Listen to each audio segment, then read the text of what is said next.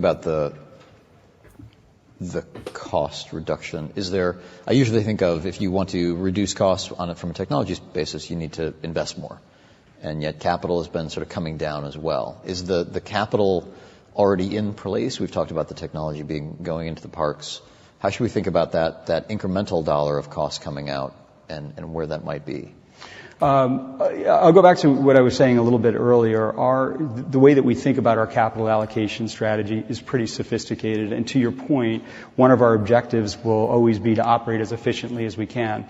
And so from a technology perspective, you will see an incremental investment from a tech perspective, which will allow us to streamline our processes, get better information in so that we can program our experiences more efficiently than we have before.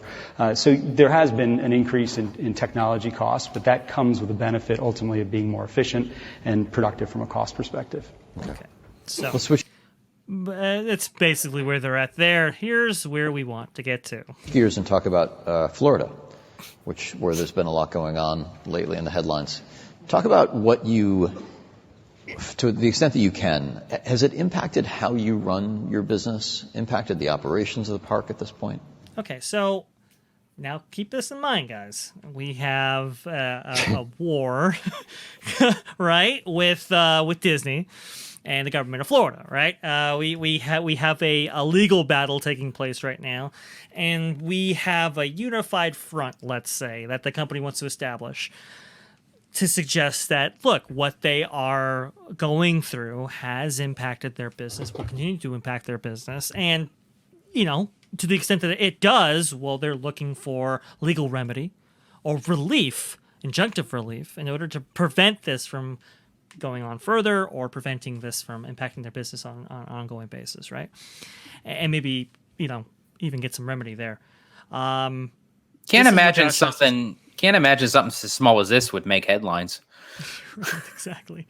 This is what Josh says about that. It has not. Again, as you've seen in our results, the progress that we've made coming out of COVID has been exceptionally strong. So some of the things that are happening, and I assume you mean from a political perspective, et cetera, some of the things that have been taking place have not impacted our business results. Yeah, okay. Has it impacted how you run your business, and has it impacted your operations of the park at this point? Josh says it has not. Why on earth would Josh say that? Man. Well, because and Dre, to Dre's credit, he brought this up to me on the phone the other night, and absolutely brilliant.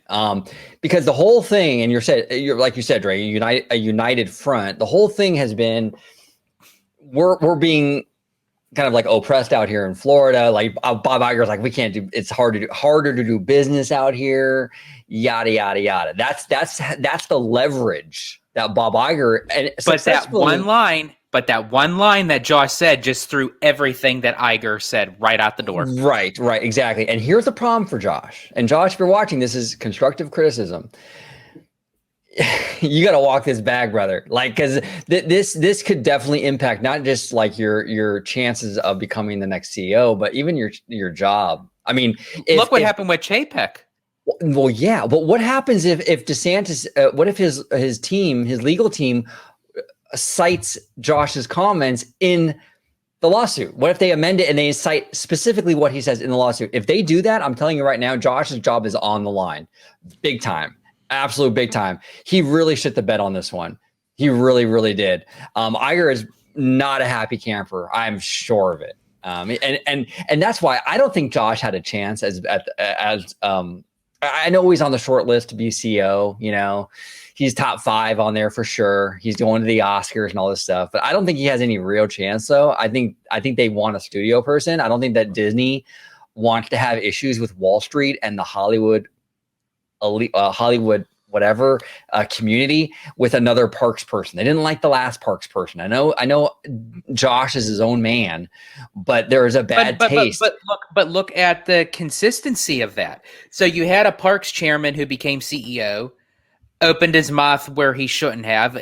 Give it to the fact of he had his PR team jumping down his throat about that as well, to his credit. But still, as the CEO, you still have to withhold of how much you say and what you say. And then it's going to go right back to this pinpoint, and he's only the park's chairman. So now they could be looking at him. Oh, if he really was CEO and he would say something like this, then it's the Chapek era spiraling all over again. That's the thing. That's the problem, is that he doesn't. Iger understands leverage. He understands how to sell something, and that's why I tell people when you're hearing these sound bites from Brian Roberts and from Bob Iger, both of these guys are very smart. Both of these guys know how to sell and play poker. Do not take what they're saying publicly at face value. They are saying things to sell to the other guy. Okay, don't take it at face value. Daddy Josh doesn't seem ready for prime time. He seems like DeSantis. I got to be honest with you. He seems like he is not ready for it. He is just not. And this move was a rookie move that's going to probably cost him the CEO position. I'm telling you right now. And maybe even his job, depending on how far this goes. What do you think, Dre? I concur with all of that, and I've stated some of that to you guys privately. Yeah. You know, I think this was a real test for Daddy Josh and his prospects of being CEO, right? Hey, let's let this guy get in front of this kind of a big investment conference right here, talking to people who are investing in the company, right? Let's see how he represents his division, how it relates to the kind of the broader Walt Disney Company. Let's give him some questions and let's see how he responds in that moment. And I think he's been doing pretty okay this so far. Right. I think he screwed up right here in a big way. Big time. For the reasons that you say, right? Like I said before, this is a you know, Iger wants a unified front from the Walt Disney Company, a unified message, right? The unified message being that these things have impacted their operation at Walt Disney World and will continue to upset operations or impact operations as it relates to Walt Disney World, the larger Reedy Creek area, and so forth, right? Him saying it has not, I could see why he said it too, because it's like you're talking to investors. You don't want to necessarily put anything out there that could lower the stock, right? But that's the only thing that was in his head right there. He wasn't. And he should have included, we also are in a legal fight, and I had to back up CEO Bob Iger in his thoughts about this in order so that we do create this kind of unified front from the company's position, right? Instead, what does he do?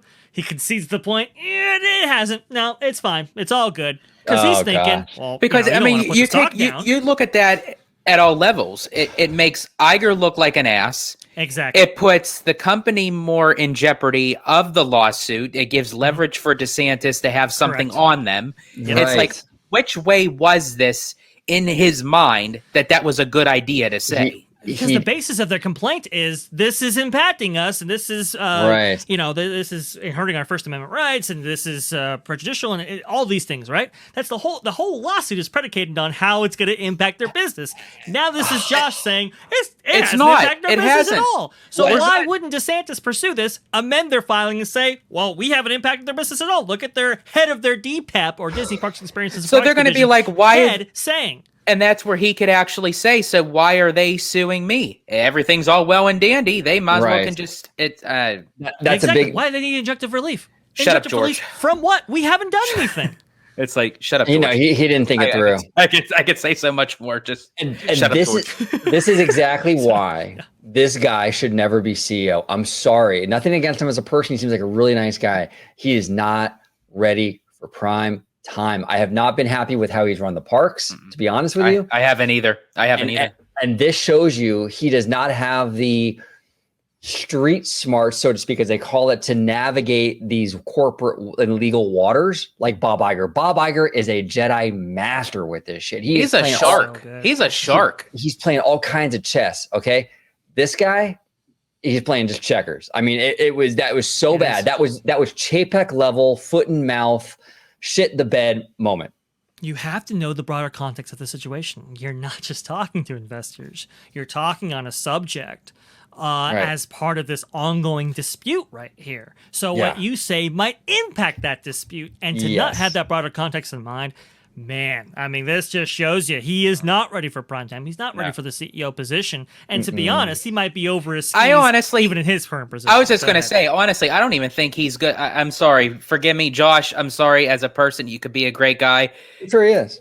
But of what you just said, Dre, not qualified for CEO. I don't think he's qualified to even be the Parks chairman right now, honestly. No, that was bad. Now, Dre, if you could please, I sent you a link in the PMs in the private message. This plays to what we're talking about right now. Okay. In that this was an interview. I don't even know if you fellas saw this, but you guys remembered Mayer? Kevin Meyer, yeah. Kevin Meyer. He was interviewed. Share your screen. There we go. He was interviewed on CNBC about, would you accept the role of Disney CEO if they asked you? Now, he does a whole dance. He's tiptoeing and dancing and doing the two-step the whole time. At the very end, he kind of slips though. So let's play the whole thing. We'll talk about it. Cool. Bob Iger is back for like the third time. I've got to imagine that, his half-life is probably shorter. He wants to go sail on his boat or do whatever. If you were offered the CEO job at Disney, would you take it? That's a very direct question. Look, I was at Disney for 27 years, and I have great things going on in my professional life right now. Candle Media, which is a modern media company backed by Blackstone and Blackstone's limited partners, is doing really well. I feel like I have a lot more to do here at Candle. And I'm also a partner at Smash Capital, which is a growth equity fund. And I'm enjoying my life. I'm enjoying my professional career. Disney is a very alluring. If they were to, so I have no direct answer to that. Actually. Okay, now wasn't that interesting? So the whole time, that's interesting. The whole time, he's like, oh well, well, I'm doing great things right now. I'm CEO of this. I'm with that and the other. And at the very end, actually, that is pretty alluring. Oh well, yeah. Well, I can't say anything. Can't say anything. That was slip of the tongue there, Kevin. Slip of the tongue there. A little alluring, Kev. A little alluring. Hey, you know what? I like Kevin Meyer. I really do. I've always liked him. Now, for those of you at home that are not aware, he was kind of Iger's right-hand man with all the acquisitions, all the successful acquisitions that Iger did, which basically built his legacy. This guy was in the room with him with all of them. He helped launch Disney Plus, which was very successful in the opening couple of years. The launch was very successful.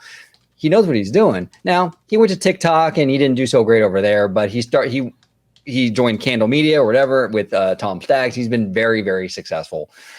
Speaking of Tom Staggs, I mean, I don't think he will, but I'm just saying there's someone who knew how to run as chairman of parks. There is someone that would have been the perfect CEO for the Walt Disney Company. I've said it before. I'll say it again. I will always stand by it. That Tom Staggs, I felt he got the short end of the stick with that between him and what went on down with the board. Yeah. He did. No, Tom Staggs was a gem that they let go and they shouldn't have. Ike Promoter had something to do with that, but now that chapter has been closed as well. It is fascinating where we find ourselves, how we've wound up in this situation, right?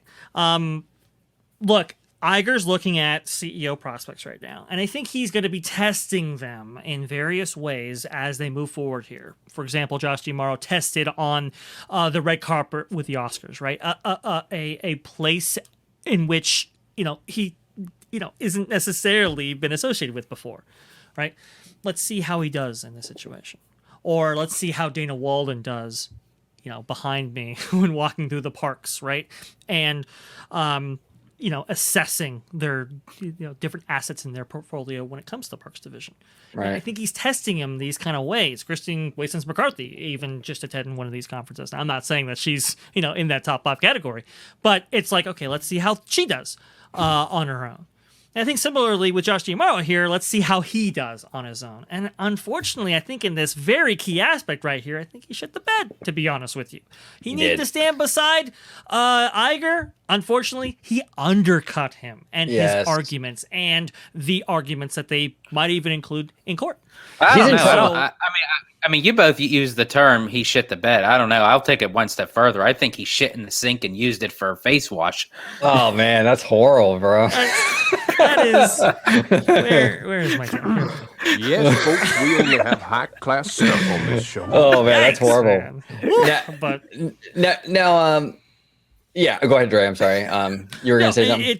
It's been tough. It's been rough. This is. I think this was the wrong move to have made here. I'm And, sorry, I broke myself. Sorry. It's too funny. Nope.